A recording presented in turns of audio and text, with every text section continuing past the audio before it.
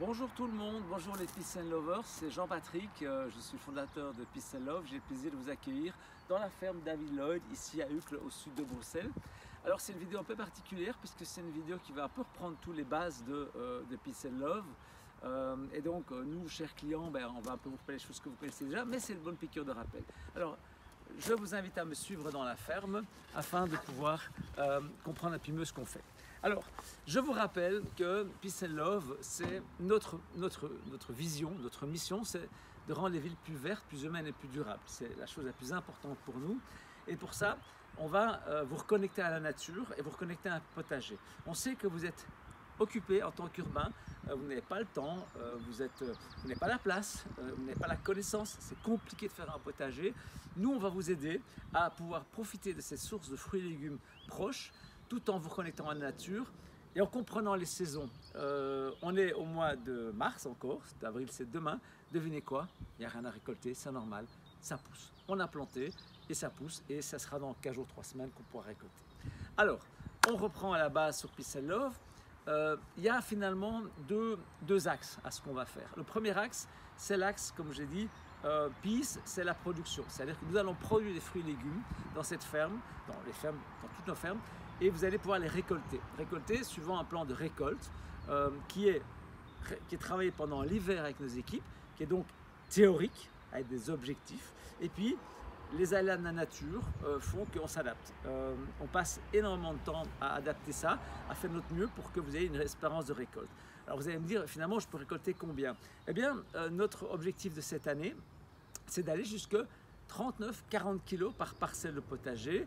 Alors, est-ce que c'est beaucoup, pas beaucoup? En fait, sachez que vous allez récolter, vous allez manger en moyenne par personne 50 kg de légumes par an. Donc, c'est quand même, c'est pas mal, c'est pas anecdotique ce qu'on fait. Alors voilà, ça c'est pour le côté production, le côté épice. Le côté love, c'est que vous faites partie d'une communauté avec laquelle vous allez partager un certain nombre de valeurs, un certain nombre d'ateliers, un certain nombre d'informations. Et c'est un petit peu ça, le côté épice et le côté love. Alors évidemment, je sais qu'il y a certains d'entre vous, de nos clients, qui cette reconnaissance à la nature est un choc. Un choc parce que oui, il n'y a pas les tomates en hiver. Non, parfois c'est pas simple. Parfois on a planté une magnifique laitue et puis il y a une limace qui est venue la manger. Et donc c'est pas évident de se reconnecter. Et je remercie tout le monde de cette compréhension. De dire, ben oui, en fait, je suis ici, c'est pas le rayon du supermarché, c'est la nature, c'est un potager et c'est pas simple tous les jours. Alors, maintenant que j'ai expliqué un petit peu tout ça, les clients, vous nous connaissez, mais finalement ceux ici à qui je fais connaissance, vous ne le savez peut-être pas. Vous avez compris, Peace and Love. Je rappelle, on a 9 fermes entre Bruxelles et Paris et il y a de la place dans ces fermes, en tout cas dans la plupart d'entre elles encore, puisqu'on est en début de saison. Alors, on va reparler de votre expérience de récolte maintenant. C'est important de comprendre que dans la ferme, et on va la visiter, vous avez 3 parties. La première partie, c'est votre potager privé. C'est quoi le potager privé? C'est pour vous, rien que pour vous. Et si je prends ici ce potager privé, c'est quoi? Eh bien, en fait, c'est ce qui est ici au-dessus, ce qui est ici en vertical, ce qui est ici en horizontal, ce qui est ici en vertical et le côté. Ça, c'est le potager. Sous deux, c'est Monique et Bénédicte qui ont ce potager-là. Ça, il y a quelques qui peuvent récolter. Alors, qu'est-ce qu'on va récolter? L'important de cette parcelle potagère ici, c'est d'avoir fait quelque chose qui est simple à comprendre pour vous, des choses que vous allez utiliser au quotidien. C'est votre base de cuisine et c'est important. Alors, ça change tout le temps. Vous verrez qu'en fonction des saisons, ça va évoluer. Donc, qu'est-ce qu'on a maintenant? On a des oignons au-dessus. On a ici des bêtes, du persil, des laitues qui poussent, des randes aromatiques, des radis qui sortent ici, des épinards. Et on voit ici, effectivement, encore une bête, etc. Ça, c'est ce qu'il y a maintenant, c'est ce qui est en train de pousser maintenant. On va pouvoir récolter bientôt des radis, des laitues, des épinards. Il va y avoir une rotation de culture, qui va y avoir ici au-dessus des tomates et du basilic, ici une courgette, ici une tomate, ici une capucine et ici un concombre. Donc ça change tout le temps. Ça, c'est donc quand vous venez client chez nous, en fait, vous avez ça. Pour les clients, par rapport à l'année passée, vous vous souvenez que vous aviez aussi l'autre côté. On va arriver sur l'autre côté maintenant.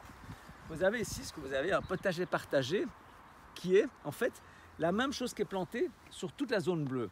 Alors pourquoi on a fait ça? C'était pour donner plus de souplesse à ce que nous faisions, pour que vous puissiez avoir une meilleure expérience de récolte.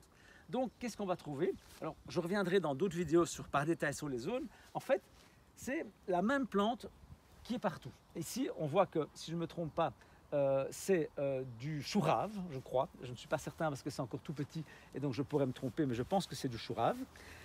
Ici, nous avons mis des carottes qui ont du mal à lever pour le moment, donc il fait trop froid, donc on va voir, on va les ressemer. C'est ça les aléas de la nature. Dans le plan de plantation, on aurait dû avoir des carottes qui levaient. Là, il fait froid, hein. Je ne sais pas si vous avez vu, là je suis avec mon pull en plein soleil, mais ce matin il gelait. Pas bon pour les semis de carottes. Ça, c'est à Bruxelles. À Paris, ils ont déjà levé. C'est la variation de la nature, c'est normal. Et ici, on a des épinards. Et il va y avoir une rotation de culture là-dessus qui va se mettre en place. De mémoire, des tomates vont arriver ici et vont pousser au fur et à mesure que les choux raves vont être récoltés. Vous voyez comme ça fonctionne. L'idée, c'est que ici, ça n'appartient pas à Bénédicte et Monique, mais tout le monde peut venir récolter. C'est ça l'idée de base de potager partagé. Mais Monique et Bénédicte peuvent aller là, peuvent aller là, peuvent aller là, dans les potagers partagés. Ça permet d'avoir une nettement meilleure expérience de récolte. Ça, c'est déjà, donc vous avez compris, potager privé, potager partagé. Et puis, il y a, en fait, ce qu'on appelle, nous, on n'a pas encore trouvé le bon nom, les anciens communs, c'est-à-dire ce qui était partagé avant, et qu'on va simplement parler de commun. Tout là-bas, au bout, on ne le voit pas bien, au bout, et ça sera des fleurs comestibles. On est en train de faire la sélection pour travailler là-dessus. Donc, dans chaque ferme, vous avez des fleurs comestibles. Ensuite, qu'est-ce qu'on va avoir? On va avoir tous des framboisiers. Il y en a ici répartis un peu partout. Alors ici, c'est un peu particulier. Ben voilà, on voit les framboisiers ici. Tout ici, vous voyez, ce sont les framboisiers qui commencent à débourrer. Donc ne nous demandez pas de récolter les framboises maintenant. Par contre, vous en avez, je crois, 500 ou 600 pieds sur la ferme. Donc ça va être assez impressionnant en termes de volume. Je vous avais dit que c'était une longue vidéo aujourd'hui. Donc on va aller se balader. C'est au centre, ce qu'on appelle l'espace client, l'espace partagé, le meuble du partage. Et on va croiser d'ailleurs quelqu'un qui y travaille, qui s'appelle Massimo et qui est notre responsable technique. Bonjour Massimo, qui est au téléphone. Donc il travaille, il fait deux choses en même temps. Donc là, vous voyez, en fait, il entretient. Donc là, il protège avec du vernis le bois. Donc ça, c'est lui qui installe la nouvelle ferme, c'est lui qui entretient, c'est lui qui fait que tout ce que vous ne voyez pas fonctionne. C'est grâce à lui, on lui dira bonjour dès qu'il est plus au téléphone. Ici, on est dans le jardin des fleurs comestibles avec une magnifique faute d'orthographe, puisqu'il y a un M à comestible, je rappelle, avec en fait des herbes médicinales et des herbes aromatiques rares. De nouveau, vous voyez, on est au début de saison, donc ça commence à pousser. En été, c'est grand comme ça. Alors ça, c'est la troisième partie de la ferme. Et puis, il y a les variations par ferme, parce que ça aurait été trop simple. En fait, chaque ferme nous donne l'occasion de faire des choses différentes, parce qu'on s'adapte, évidemment, on crée un écosystème, on crée un nouveau concept. On va aller se balader dans cette ferme et on va voir ce qui est différent. En fait, tout au long, partout ici, on a des haies, et c'est surtout aussi, on a énormément d'arbres fruitiers. Alors évidemment, pour les clients du David Lloyd, vous dites oui, on n'a pas encore eu les fruits. Ben non, c'était la première année, donc ça va donner l'année prochaine. Bonjour Massimo. Bonjour. Voilà, je vous présente Massimo, qui est en fait, donc comme j'ai expliqué, la personne qui s'occupe de toute la technique dans nos fermes et qui la protège en fait pour la saison d'été, tout ce qui est en bois et sur lesquels vous pouvez vous asseoir quand vous voulez profiter de la ferme. On continue la visite. Donc ici, donc j'ai dit qu'en plus des trois zones dont je vous ai parlé, il y a énormément d'arbres fruitiers qui ont été plantés, qui vont prendre du temps. Il y a des pommiers, il y a des groseilliers, des mûriers. Vous voyez ici, si on regarde les autres zones, par exemple ici, la zone rouge, ou plutôt, oui, rose, pardon, c'est du chouquel qui a été planté. Vous voyez que c'est un peu différent. La zone jaune, on voit que ce sont des épinards. Et chaque fois, ça va changer en fonction des zones.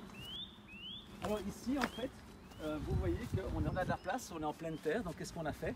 Là-bas, on a fait des buttes de permaculture. Vous voyez, sur la butte, on a rajouté des buttes de permaculture avec différentes plantations. Et ici, on a en fait une zone de biodiversité avec un tas de plantes aromatiques et une espèce de micro-forêt avec un mirabellier ici et ici tous des groseilliers. Vous voyez que c'est l'ensemble de tout ça qui fait la ferme David Lloyd. Si vous allez à la ferme Yuma, c'est différent. Si vous allez à Parly-d'Eux, c'est différent. Mais vous aurez les bases de ce que je vous ai expliqué, à savoir un potager privé, un potager partagé et des zones communes. Voilà, longue présentation, mais je pense qu'avec ça, vous avez compris ce qu'on fait. Le deuxième message pour les clients actuels, vous avez vu qu'on est en plein moment de plantation et de pousse. Donc ne vous stressez pas parce que vous ne pouvez pas venir les faire maintenant. Si vous venez les faire maintenant, vous aurez eu les résidus de l'hiver. Bon. Et surtout, tout ce qui était récoltable maintenant est récoltable en avril. Donc ne vous stressez pas avec ça, vous ne perdez rien. On vous a expliqué ça. La récolte de mars sur l'année, c'est 2%. Et 2%, ben, en fait, on les récolte en avril. Et en avril, c'est 5%. Donc sur avril, vous allez récolter 7% de ce que vous avez récolté sur l'année. Donc c'est peu, c'est normal. On vous reconnecte à la nature. C'est comme ça. Vous allez me dire, qu'est-ce qu'on mange en magasin maintenant? Pourquoi est-ce qu'il y a les fruits et légumes en magasin maintenant? Je vais terminer là-dessus, tout simplement parce que soit ça vient de l'étranger, soit ça vient d'un pays plus chaud ou de serres chauffées. Ça ne vient pas des champs en Belgique. Je pense que ça c'est clair. Il suffit de regarder la nature chez nous. Voilà, longue explication. Je vous revois dans la prochaine vidéo. À bientôt.